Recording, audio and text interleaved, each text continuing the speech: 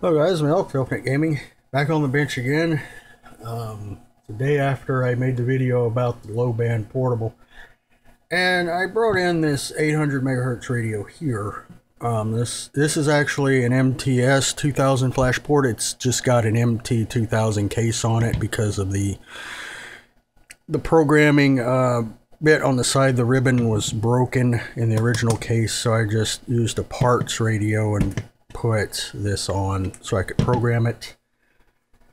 And this is in fact a Flasport radio. It's 800 megahertz. The battery is dead still.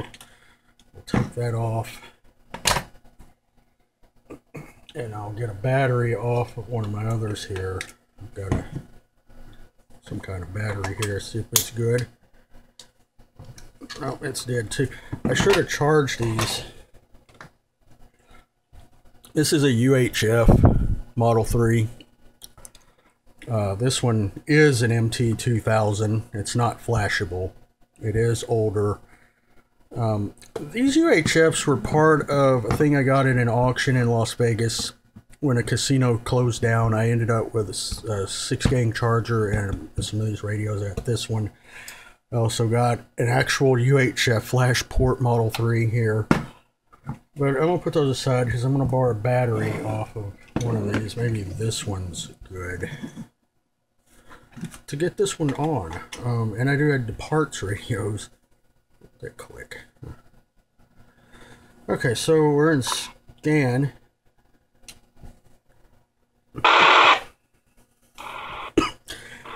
And this radio has not been flash rebanded. So if you hear those random static bursts, that's your telltale sign in 800 megahertz if your radio has not been rebanded. The Flasport can be flash rebanded to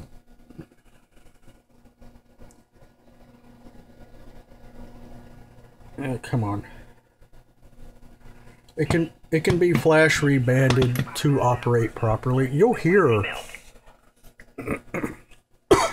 some of the traffic. Now, this is 800 megahertz smart zone type 2 system, but it's been rebanded, of course, and that's why you're hearing the random static bursts in the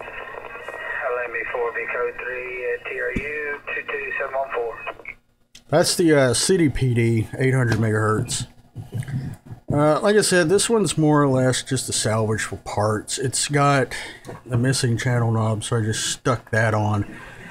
I do have better ones, but they're not here. I just ordered in a rebanded one that I'll have, and I'll make a video on that, and you'll see the difference.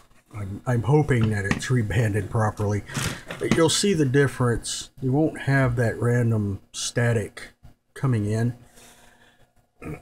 And what I'm going to do with that is I'm going to put this battery and this antenna on that radio that's coming, because that radio coming doesn't have that stuff. And then I'll program it, or I'll see if I can clone it first off of this one, because the one that's coming is a 6-button. I mentioned in the previous video that this is originally 6-button guts in a full keypad case.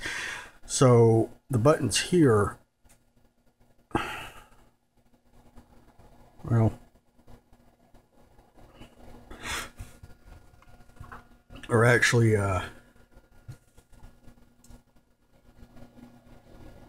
changing our zone. So now a city PD, city fire, county fire, miscellaneous services. That's the bus line. Department of Water and Sewage, Animal Control. Not sure what that is. Bus line, Airport PD 1 and 2. Marshal's Office, Probation and Parole, Traffic Cops, Traffic Engineering, Life Air, Medical, Helicopters. Oh! There it goes again.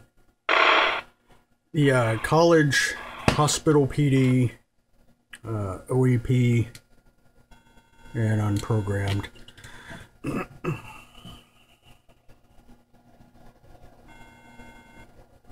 There's the county sheriff's department. They talk kind of, I don't know, it depends. They're not real busy around here. I usually keep this on city, and it's a nice thing. Everything else around here is on 700, but the county here is still on the 800 megahertz system. There's the jail, county jail. I'll just put it back on city because they tend to be more talkative. So yeah, the telltale signs of an unflashed or non-rebanded radio is that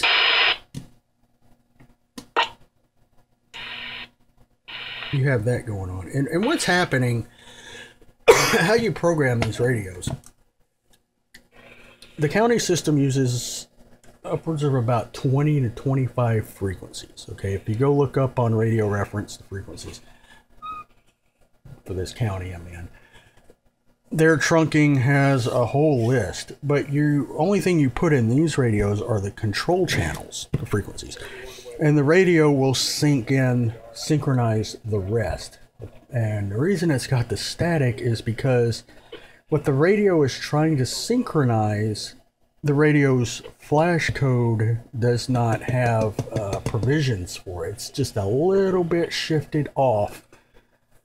And you're hearing that static on some of them because the transmitter's sending out on a new rebanded frequency. The radio can't exactly receive it and lock onto it.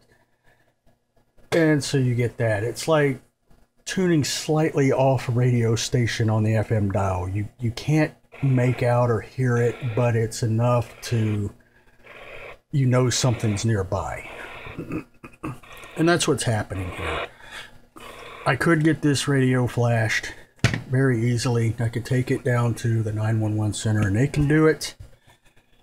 But again, this is basically going to become a parts radio. Like if I need buttons, knobs, or a case or parts off of it, I have it. It'll go into the parts bin, and the one that I ordered in will take this place. I'll put the antenna and one of these batteries on there, and have this giant metal battery belt clip for the police belt. Yeah. So yeah, you know it's 800 because the antenna will say 800 on it. Motorola 800. 900 will say 900. I think 700 says 700. And also, this radio doesn't like to hold the battery very well for some reason. I don't even think this back plate is the same plate on this radio. I think this radio is cobbled up out of spare parts just to have working. But anyway, I'm going to put it back on my UHF. This is a Model 3 UHF Flasport. And you can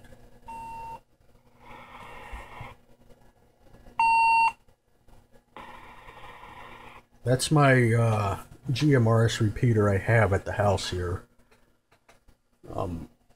And of course that repeater is here at the house. The RF is getting out of this room that I'm in because I have the door open.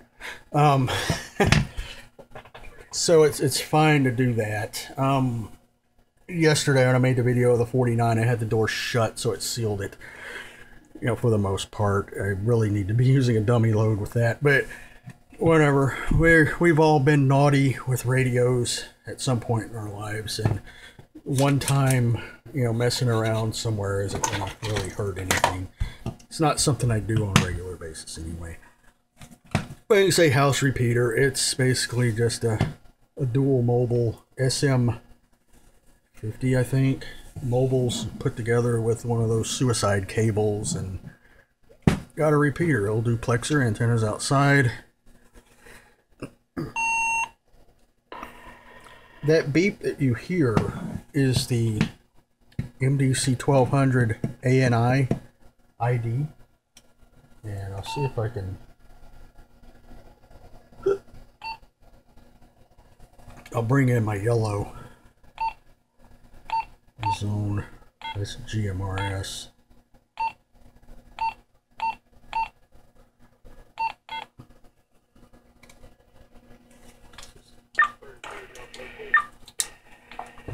That's it.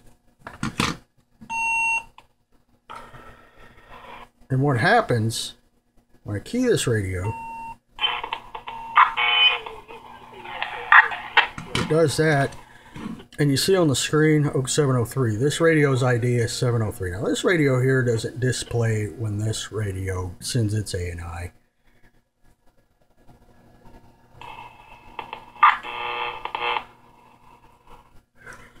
So,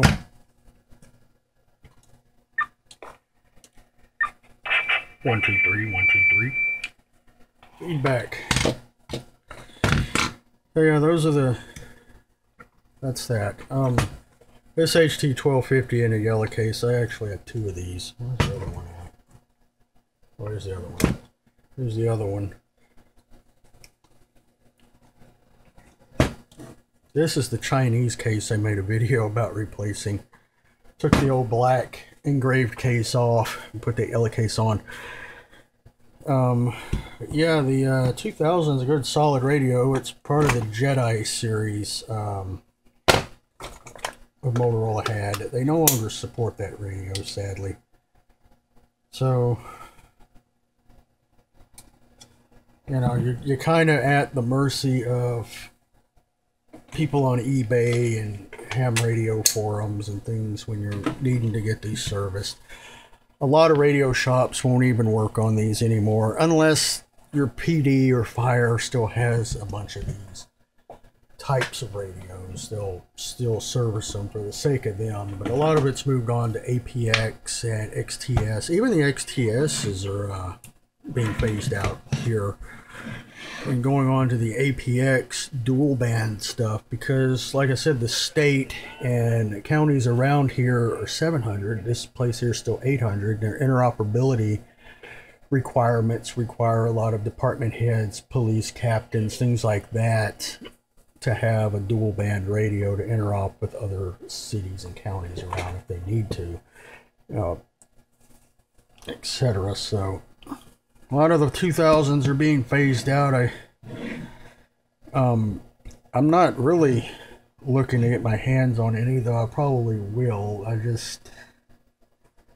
don't know. It's just an outdated radio now. I mean, they're really good, but they're good, they're clean, they're solid, but they're just outdated.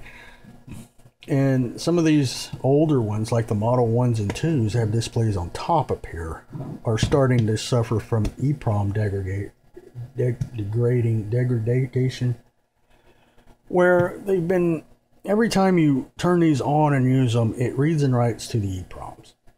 And after a while, under constant use, especially in a police department or fire department where these things are always on, those EEPROMs get wore out. Eventually, the little bonding wires in that chip on that die will just get wore out, and they'll start throwing fail codes and things like that up. Once that happens, the radio is really not good for anything anymore but parts for another radio, like case, keypad, battery, etc. I've had some of those come through here. Not any Model 3s. They've all been Model 1s and 2s with EEPROM failure. And, you know, and I've got a bin of parts for Jedi radios, HT1000s, MTS2000s, MT2000s, just this series, antennas, knobs, etc., etc. Well, actually, knobs are kind of running short. PD and the Sheriff's Department mainly are almost notorious for losing knobs like this, and that's why I have this knob on it and not an original, because I just don't have any more channel selector knobs, unless I ordered some new old stock, so I'm not going to do that. it's not economically viable when we're phasing out the Jedi series to begin with. So yeah, 800 megahertz. If your area still uses it in analog, and if you want to hear them and you don't want a police scanner, you want an actual radio, there's a couple things that you need to do. Need to make aware.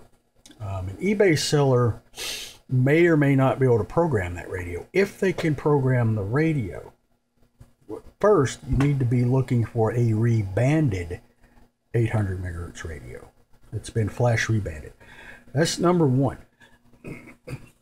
If you don't get one that's rebanded, you're going to end up with a random static bursting in there, and it can be really annoying. It can be very annoying.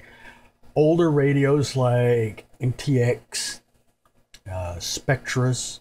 Now Spectra makes an Astro. An Astro can be flashed and rebanded, but the plain Jane 800 megahertz Spectra cannot. MTS2000 actually has an option in its CPS that you can click to enable reband, and you don't have to flash it. That's a mobile radio. These don't. It's kind of weird because these radios are kind of in the same category, MTS2000 and MTS. But hey, it's Motorola. They do weird things to nickel and dime the user, so. But be sure your radio has been rebanded. You probably want to be sure it's got its antenna, all its knobs. A lot of sellers won't sell the batteries because usually batteries aren't worth it. You can buy a new battery for 20 bucks off eBay or wherever. Usually batteries when used radios aren't any good anyway. You might want to make sure it's got a charger if you can. But the main thing is rebanded, and if they can program it, have them program it, and be sure you have the right information. 800 megahertz. Ask questions. Ask the seller questions: where they come from, what's condition, what, yada yada yada. If they don't know, then they don't know. Don't buy a radio that seller doesn't know anything about. It's just that simple. Especially if you don't know much about them. I would say if you want to listen to police and fire, to buy a police scanner, but police scanners that today usually have digital capabilities integrated in, which is good, but they are extremely expensive. But they're worth it if you're into that kind of thing, where radios like this can be bought for 20, 30 bucks, 800 megahertz. But you need to be sure of the frequencies in your area.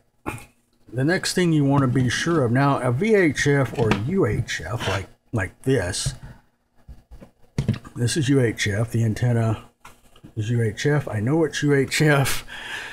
UHF Jedis have a shorter antenna. They may have a stub, or their longer one will have this shorter with the ball. The 800 is going to be longer, of course,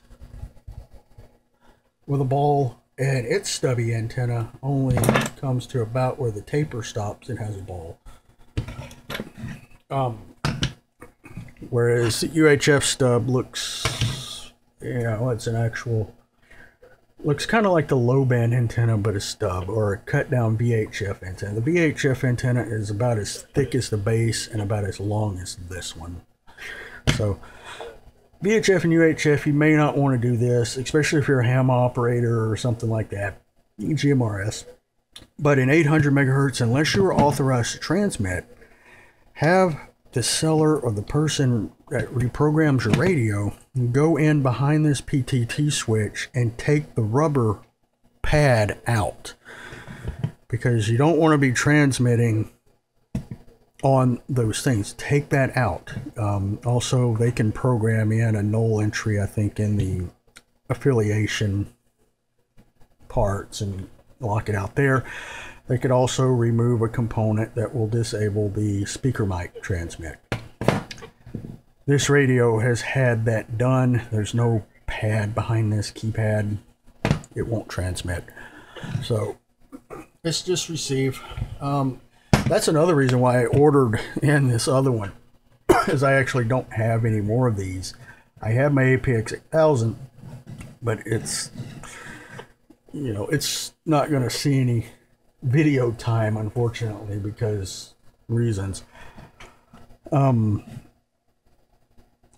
But other people in my crew working, I'm going to program the other one up with the valid stuff and have our Radio Shop talk group in it. And it needs to transmit. This one doesn't transmit, and I don't know where the rubber is for this. All the other cases I have, these are gone off of because they do fall off. And I have, you know, firemen and cops come in all the time wanting to replace the PTT pads because they lost them somehow.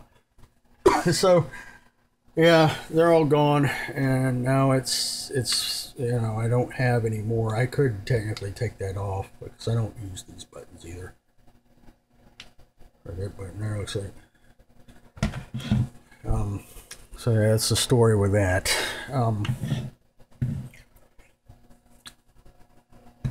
So 800, make sure it's rebanded.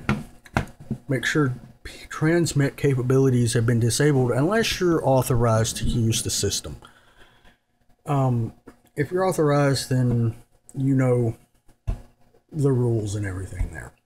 If you're not authorized, we're just listening, just take the pad out. Just this pops up out of here, and you could take and cut that rubber pad off of that, or just take the whole pad off if you're not using these buttons, and then put this back on, or leave it off, or whatever you want to do. That way you don't accidentally bump this and key it up, because it's just not good business to key up if you're not authorized to key up. And if you're good, you would put one of these covers on the side, not attach a speaker mic, or if you got a speaker mic, disable the PTT in the speaker mic or behind this, you know, in the radio. It'd probably be easier just to disable the switch in the in here. This one's been cut off because it was messed up, but you can open this, take this off.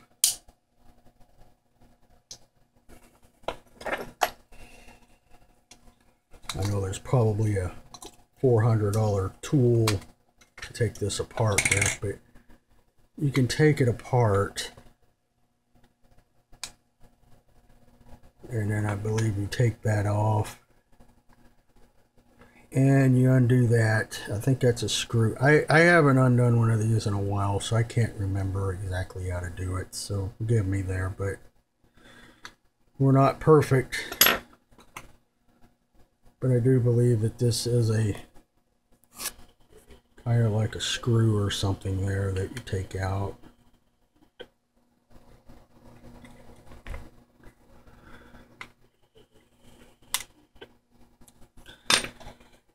Anyway, if you can get in there, disable the button. Just cut the wire on the button and it won't key up. That's the best thing you can do. I would just recommend buying a police scanner. You know, if your county's using an old analog system, you can get a trunk tracking scanner for pretty cheap now. If they're using digital, you're going to have to spend some money. And you're kind of at a toss-up with digital if you want to buy an actual radio or a scanner. A scanner gives you more flexibility, but the sensitivity may not be as good. Whereas radio is locked in, and they'll probably cost about the same price. So you're looking at, you know, a scanner covering a lot more real estate in RF than just a radio and costing about the same price. So think of that. But anyway, there will be another video of an MTS2000 Flasport 800. It's a 6-button. It's coming in, or I think. And I'll program it. I'm not going to set the camera up and show you the DOS screen and programming. I mean, I could, but It's a process. I'll see if I can clone out of this one into the other one first.